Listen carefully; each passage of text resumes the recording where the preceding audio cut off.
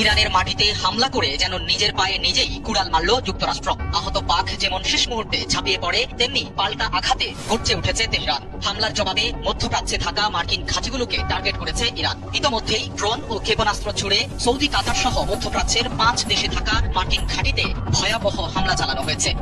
28 ফেব্রুয়ারি ভোরে ইসরায়েল ও যুক্তরাষ্ট্রের বিমান বাহিনী একযোগে ইরানে ক্ষেপণাস্ত্র হামলা চালায়। এরপরই পুরো দস্তুর খেপেছে ইরান। দেশটির সশস্ত্র যোদ্ধাদের দল IRGC ইতোমধ্যেই ইসরায়েল সহ মধ্যপ্রাচ্যে ছড়িয়ে থাকা মার্কিন সামরিক ঘাঁটিগুলোতে প্রথম দফার ড্রোন ও ক্ষেপণাস্ত্র হামলা শুরু করেছে। তেহরান সাফ জানিয়ে দিয়েছে, তাদের মাটিতে আঘাতের পাল্টা জবাব হবে অত্যন্ত কঠোর এবং লক্ষ্যবস্তু হবে প্রতিটি মার্কিন আস্তানা।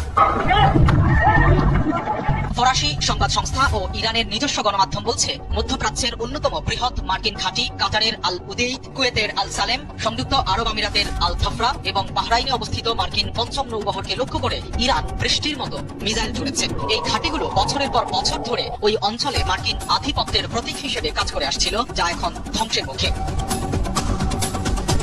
যুক্তরাষ্ট্রের জন্য এই হামলার ক্ষয়ক্ষতি হতে পারে অপূরণীয়। আল জাজিরার মানচিত্র অনুযায়ী এই অঞ্চলে বর্তমানে 19টি সক্রিয় সাইটে অন্তত 40 থেকে 50 হাজার মার্কিন সেনা অবস্থান করছে। ইরানের নিখুঁত ব্যালিস্টিক ক্ষেপণাস্ত্রগুলো যদি সরাসরি ব্যারাক বা আবাসে আঘাত হানে, তবে দ্বিতীয় বিশ্বযুদ্ধের পর মার্কিন সামরিক ইতিহাসে এটিই হতে পারে সবচেয়ে বড় শূন্য ক্ষয়ের ঘটনা। বিশেষ করে কাতার ও কুয়েতের মতো ছোট দেশগুলোতে থাকা মার্কিন জনশক্তি এখন আক্ষরিক অর্থেই ডেথ ট্র্যাপ বা মৃত্যু ফাঁদে পরিণত হয়েছে।